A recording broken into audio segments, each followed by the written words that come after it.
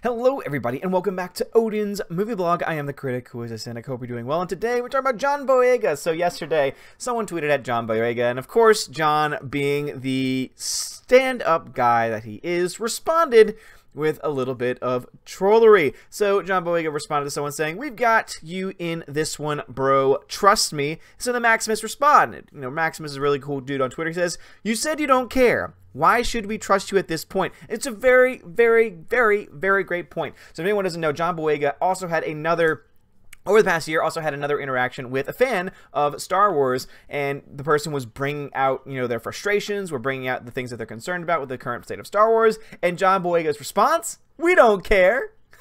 We don't care. Smiley face, laughing face. That's John Boyega. He just laughs at the fans. Any fan that comes up with any criticism, any fan that doesn't like the current state of Star Wars, we don't care. So you don't care. You've told fans this very fact that you don't care, and yet you now want fans to also trust you that this movie, that episode 9, is somehow going to be amazing. Isn't it so interesting? Now we have all these things coming out saying, oh, now episode 9 is going to be the film that gets things back on track. Episode 9 is going to be for the fans. But then when you actually go to the people involved, or go to the people, just involved with Star Wars and Lucasfilm in general, what do you get? You get mockery. John Boyega constantly is mocking fans.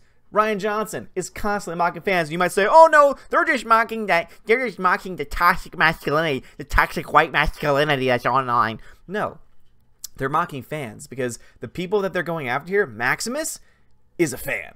He is a Star Wars fan. All the other people that they go after, we're fans. We love Star Wars. We want good movies. I got into a Twitter spat with somebody who tried to make the point saying, oh, well, you can't compare it to Marvel because Marvel has different characters, different universes, and everything else. Star Wars could be that. You do understand that the world that Star Wars built, the world that George Lucas built with Star Wars, is essentially infinite. It is an entire galaxy from a long time ago, far, far away. This is a world that someone could easily build almost any story out of. Of course, it makes sense for you to have similar story plots that have some reference to the Force, or some character, or at least groups of people that we are common, that we know about, but you don't have to. You can easily go off on these other tangents. The problem is that the current state of Star Wars tried to bank on, so Disney Star Wars tried to bank on the goodwill of old, and then try and do its own thing, but has failed miserably at it, to the point now where they can't move forward with these characters. Because if you try and move forward, John Boyega, if you try and move forward with Finn, at this point, guess what? No one's buying tickets to see Finn. Oh, you say no one, but I found somebody.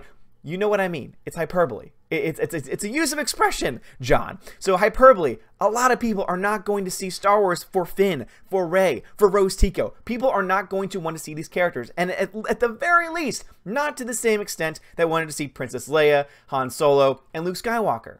That's just a fact of life. And if you want proof positive of that, go look to Solo: A Star Wars Story. That was a movie that had the character, at least the character names, totally different actors.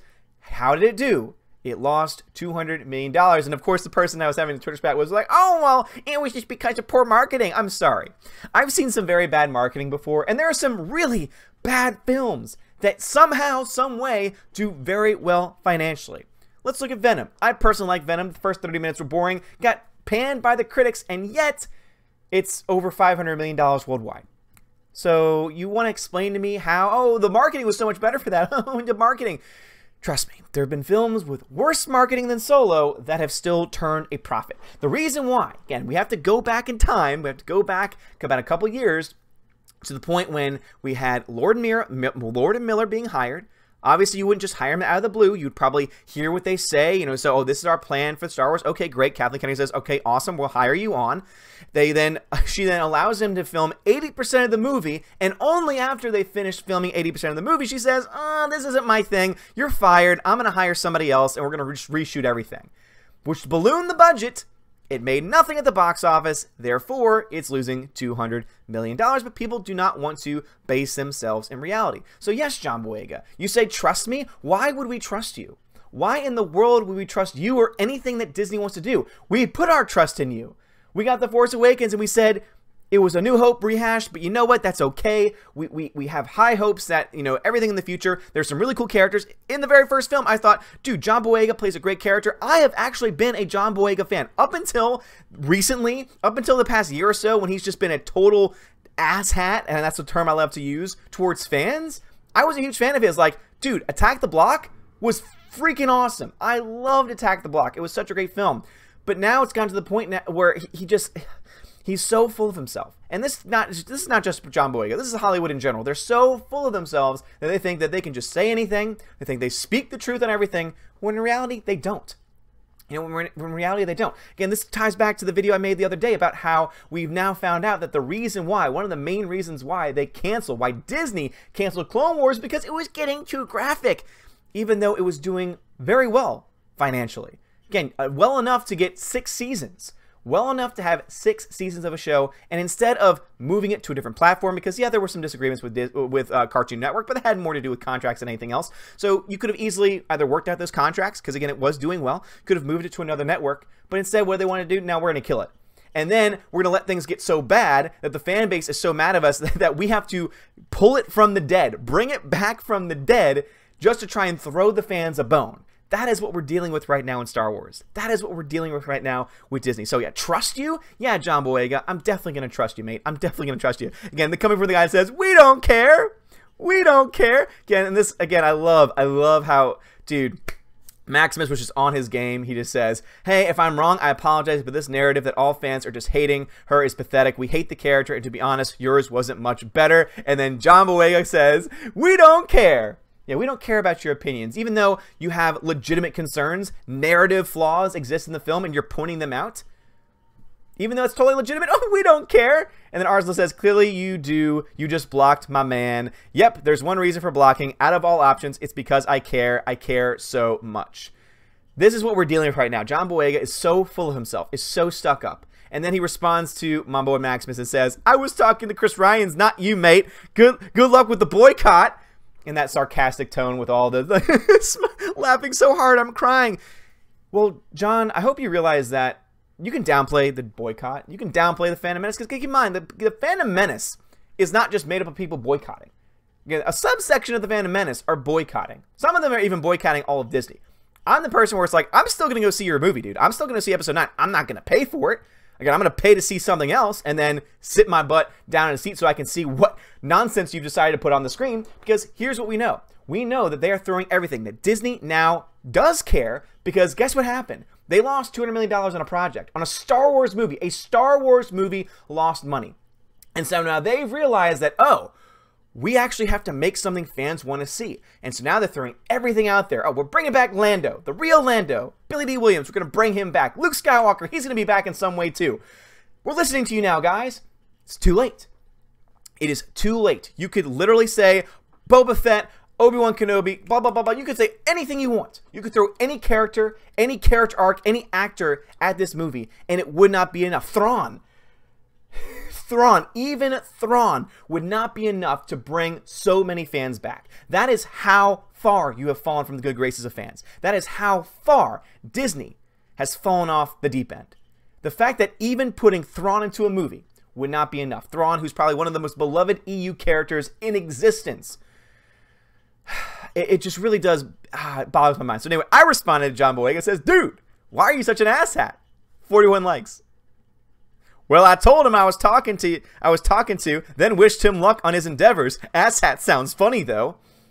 Don't condescend to me, dude. Like, seriously, you're a Hollywood actor. You're getting paid millions of dollars, and yet you are going to go out of your way to attack fans. This is what bothers me the most. Like, John Boyega, he doesn't have to be on his phone. Like, he does not have to be on his phone, like, tweeting and anything like that. Like, I'm just a nobody. Like, I'm a guy who has, like, 800 followers on Twitter. He's got, like, what, hundreds of thousands of followers on Twitter? Like, he's doing extremely well. And yet, somehow, some way, he's going to respond to the people, and not just respond to them, but be a total ass to them. But be totally condescending to them. See, this is what Disney is right now. They try and say, oh, we're going to try and do everything for the fans that we possibly can, but we really don't mean it. And the way you can see that is by the way that we talk to you, by the way we interact with you. Just look at Chug Wendig. Chug Wendig finally got the axe because he was so bad. He was so bad at interacting with people. He is, if you want to talk about toxic, Chuck Wendig is the very definition of toxic. John Boyega, definitely not a Chuck Wendig, but still, you shouldn't talk to your fans like this. And even if they're not a fan of you and your character, they're still fans of the franchise. You are still the people who have to make the fans happy, because if you don't make the fans happy, guess what? You do not make money. You do not get future projects. You do not get to keep playing Finn. And if Finn's character dies off, okay, people will forget about you. If you think that Finn and Rey and Rose Tico and all these other new characters are going to be as iconic to this generation as a Han or Leia or a Luke are, you are out of your Falcon mind. Yes, I know I said it wrong. Yes, I know that's an entirely separate universe, but I love that expression because I don't like cursing on this channel, and so I'd rather use fun expressions like that. Yeah, funny, huh? Isn't that funny, John Boyega? Isn't that just so funny? You won't be laughing when episode 9 comes out. You won't be laughing when the people who've been saying, oh, it's just a tiny group of people. Even if it is a tiny group of people, even if someone did a study and said only 5%, 10%, even though I think most people say, oh, maybe 15, 20%, of people who star Star Wars don't like it, don't like the current direction of it. Even, let's just go on the low end there, that 5%. If that 5% is responsible for a larger portion than that other percentage, it does make a difference. Several $1 million, at least. Somebody goes, several million. That's so funny. Still, several $1 million at the very least. At the very least. The more those numbers go up, the higher that percentage gets. That becomes tens of millions. And if you're going to play around with that when you are already going to be making a movie that is going to be under a microscope, when you already have people coming out admitting that Star Wars is on the wrong track, why would J.J. Abrams say he's going to get things back on the right track unless it was already off the track to begin with? And where did that track come from? If you say Solo, problems existed before Solo, man. Again, the fandom was broken because of Last Jedi. You know, Rian Johnson did not make a film for the fans. He made a film for himself and for his other SJW NPC friends in Hollywood. That's who he made that movie for. He didn't make it for the fans. Because if he made it for the fans, he would not have taken every single character, even the new characters, and said, screw what your expectations were. You don't do that. You don't do that with Star Wars film. You can do that with independent film. You can subvert expectations in independent film. But if you take a big property, it would be like if someone took Iron Man and did something very similar to it. People would say, this is awful. I don't want to see this anymore. That's what happened with Star Wars. It's no different. It's no different. But guys, what are your thoughts on this? You think John Boyega, I mean, this guy, he honestly, he just needs to shut up. Like, I mean, he is not helping. John, if you're watching this, which you're not, but if you are, you're not helping. You are not helping your franchise. You are not helping Star Wars, and also you're not helping yourself, man. Because as I said, I liked you as an actor. I thought you were very talented. I still think you're talented because talent is objective. Again, being a good actor, being good at something, being good at a craft, there is an objective quality there. And I think objectively speaking, you have a talent. You are a good actor.